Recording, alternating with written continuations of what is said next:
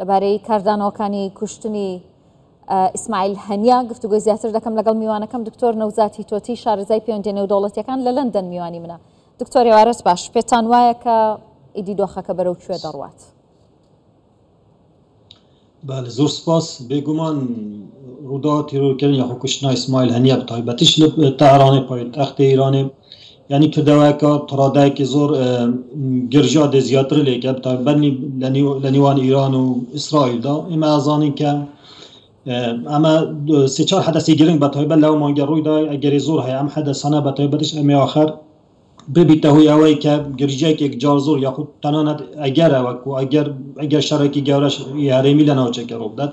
یەکەم ئەگە لە بیرتان بێ لە 22 تەمموز ئیسرائیل هێرشی کردە سەر بەندەری حودەیدە لە دژی حوسیەکان هێرشێکی زۆر گەورە بوو. ئەمە تەسبیدێکی گەورە بوو. دوینش ئێوە ئازان سەرکردەیەکی پلەیەکی حیزبوڵا لە بەیروت کوژرا و ئەمڕۆژ ئیسماعیل هەنیە کراوە ئاماژ کە بێگومان ئەم سێ حەدەسە دەتوانێت کارگەریەکێک جار زۆر گەورە لەسەر ڕێڕاوی یاخود ئاراستەکانی شەڕی حەماس و ئیسرائیلدا بنێتن یاخود ئیسرائیل و ئیرانەوە ململایکە لە نێوان ئیران و ئیسرائیل هەدا بنێتن. لەبەر ئەمە من پێم وایە ئیران وەڵامی دەبیتن بە دڵنیایی ئەوە هەم شەرمزاریەکی گەورە یعنی دەتوانین بڵێن یعنی ئیهانەیەکی گەورەی ئیرانە بەتایبەت و لە پایتەختی ئیران میوانەیەکە بکەیە ئاماج ئەوە خۆی لە خۆیدا هەم ئیهانەیەکی گەورەیە هەمیش دەرئەنجامی شکستێکی گەورەی دەستگای هەوڵگەرەکانی ئیرانە. کاردانەوەیەک لە ئێران دەکرێنی ڕاستە ئێستا لە سەراستی ڕێبەری باڵا و سەرۆک کۆمار بەرپرسانی باڵای و وڵاتە هەڕەشێک تونند لە ئیسرائیل دەکەن بەڵام چاوەڕێی چ کاردانەوەیەکی لێ دەکرێت؟ بێگومان ئەگەر بیرتان بێت لە یەکی نیسانی 2024 کاتێک قونسڵخانەی ئیران لە دیمەشق کرایە ئامانج ئیران گوتی وەڵامان دەبیتن و وەڵامیش دەبی لە 14 نیسان وەڵامی هەبوو و هێرشێکی کە 300 موشکی ئاڕاستەی ئیسرائیل کرد هەرچەندە هێرشەکە یعنی مەبەستدار نەبوو بەوەی شەڕەکەی گەورە بیت کەواتە ئەم جارش من دڵنیام لەوەی کە ئەم کوشتنە ئیسماعیل هەنیە لە تەهران پایتەختی ئیران ناچار دەکەتن و بەرەی ئەوەی کە ناویان لە خونابەرەی مقاومە ناچار دەگەت کە هێرشێکی یعنی وەڵامدانەوەیان هەبێت بۆ ئیسرائیل بە تایبەتیش ئیران. ئەگەر تو سەیری لێدوانی پزیشکیان سەر و کوماری ئیران بکەی و عەلی خامنەئی بکەی و فەرماندەی سوپای پاسداران بکەی هەر سێیان جەخ لەسەرەوە دەکەن بە دڵنیاییوە ئیران وەڵامی دەبیت. کەواتە پرسیارێکەوەی ئایا وەڵامەکە بە چ شێوازێک دەبیت؟ ئایا بە شێوەی ڕاستەوخۆ دەبیت یا هانی حوسیەکان میلیشیاتی شیعە لە عێراق و حیزبوڵا دەتێرەشی بکەنە سەر ئیسرائیل؟ من پێم وایە ئەوە بزانم ئایا ئێران خۆی ڕاستەوخۆ دەچێتە نێو ئەم شەڕەوە یاخود لە ڕێگای ئەو گروپانەوە کە پاڵپشتیان دەکات ئەم کاردانەوەی دەبێت؟ کەواتە خاڵ یەکەم وایە دڵنیامە لەوەی کە گروپە میلیشیەکان چ لە عێراقەوە لە یەمەن و لە حیزبوڵا هێرش دەکەنە سەر ئیسرائیل ئەوە یەکلا بووتەوە و خاڵی دامیش بەنسبەت ئیران ڕاستەوخۆ ئەگەری زۆر هەیە. ینی من پێم وایە ئەم جارش شێوەیە کە هێرش کرا سەر قونسڵخانەکەی و سەیری لێدوانەکانی بەرپرسانی ئیران کە ئاڵێن هێرش کراوەتە سەر خاکی ئیران لەبەر ئەمە وەڵامان دەبیتن و ئەمڕۆژ سوپای پازان ئاڵێتن بە دڵنیامە وعدەی یعنی ئەو ئۆپراسیۆنای کە لەم 14 نیسان دەستی پێ کرد باڵێ ئۆپراسیۆنێکی تریش یعنی هێرشێکی تریش دەگەینە سەر ئیسرائیل. کەواتە من تەوەقع دەکەم بەلێ ئیران وەڵامی ڕاستەوخۆی دەبیت بەڵام وەڵامە ڕاستەوخۆیەکە بەو شێوە نابیتن ببیتە هۆی دروستبوونی شەڕێکی گەورە لە ناوچەکەدا. ئیران تەنیا بۆ ئەوەیەکە هەم شکوی خۆی دووبارە بەدەست بینیت و هەم پێکەکەی لەناو هاوپەیمانەکانی بپارێزیت و هەم ئەوەشی وەکو ئاماژەمان پێکرد ئەو هێرشە ئەوەیەکە لەوانەیە ئیسرائیل بەتایبەتیش نەتەنیاهو دەیەوێت ئیران بخزمە ناو شەڕێکی هەرێمیە و نەتەنیا زۆر حەزیش لەوەیەکە شەڕێکی گەورە ناوچەکە ڕوو بدات. بەڵام بەنسبەت ئیران ئەگەر باسی خاڵەکان بکەین بەڕاستیژی بۆ ئیران زۆر سەختە بچیتە شەڕێکی گەورە لەگەل ئیسرائیل لەبەر ئەم خاڵانە. یەکەم لە ڕووی دەستگای هەواڵگەری و لە ڕووی سەربازیە مقارنە ناکرد لە نێوان ئیسرائیل و ئیراندا و ئیران تووشی زیانێکی گەورە دەبیت. ئیران ترسیەیە ئەگەر بچیتە شەڕی گەورە لەوانەیە بنکە ئەتۆمیەکانی بردومان بکەین ئەمە زیانێکی جار گەورەی لە ئیران دەدات.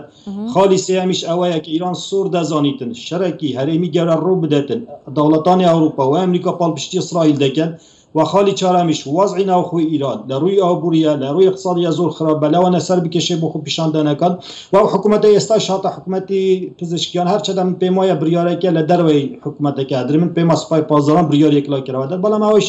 لەوانە لەسەر بەڕێفۆن خوازەکان بی حەزیان لەوانە بیت شەڕێکە گەورە بی بەڵام لەگەل هەموو ئەم خاڵانەشدا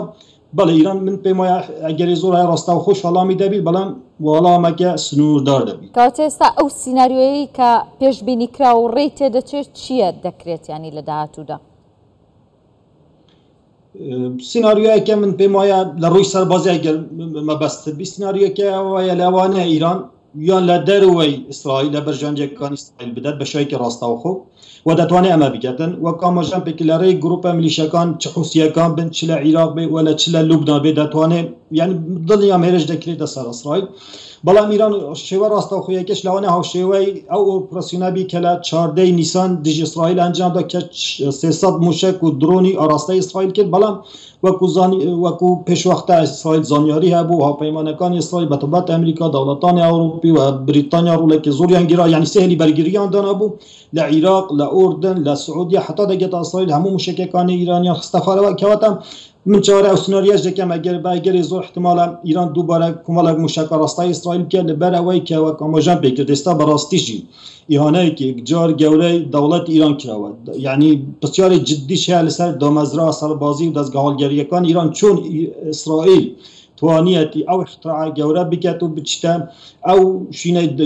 دیاری بکت که اسماعیل هنیه لیتی و به موشک لی بدد و کسی نزانی حتی استا شهر بزانیاریم با پی او بیاننامه‌ای که سپاه پاسدارش یعنی بیاننامه دومی که سپاه پاسدار بالاوی که دو باسیه و نکرد با چی و بلام پرسیاری که دیکش دکتر نوزاد یعنی حتی استا بفرمی اسرائیل نالد امهر شیء ما انجام من داو اسماعیل هنیه اما کشتو مانا بگمان اول راست من استاش اگر تو استاش سری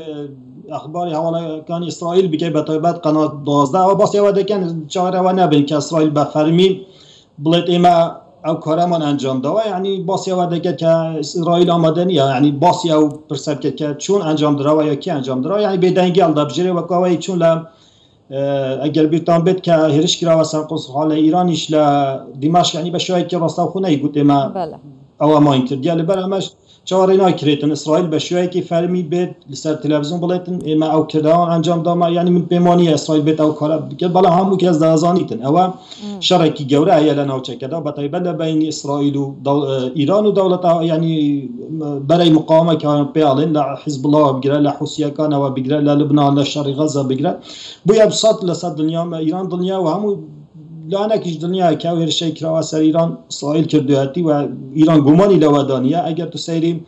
لدوانه کانی علی خامنه ای که یعنی استیتمنتی که بالاوی کرد اوی که پزشکان او مسیج که توییتر بالاوی کرد یا خود تو سری فرمانده سپاه قدس که هم الان اسرائیل او هر شی انجام داد بلام نالن بچه و که به شهید روم با لرگی فروکه با لرگی موشکی انتی یعنی اوی دجام مرو یا خود دجام او بیتن حتی استا باس نکی که حتی استا ایران خوش نازانی براستی هر شی که چون انجام داد اوش خلقای که اجار گوره یعنی شکسته که زور گوره دستگاه حوالگری سربازیکان ایرانه لبر من پیمایا لبیش دانش نچی یعنی شویدی هر دیگه لاو هرشا پیش او هرشا کیش کرابو سر بنگ سربازی کان یعنی باش جرفت صخر که بنگای ملیشیات شیعه العراق داوش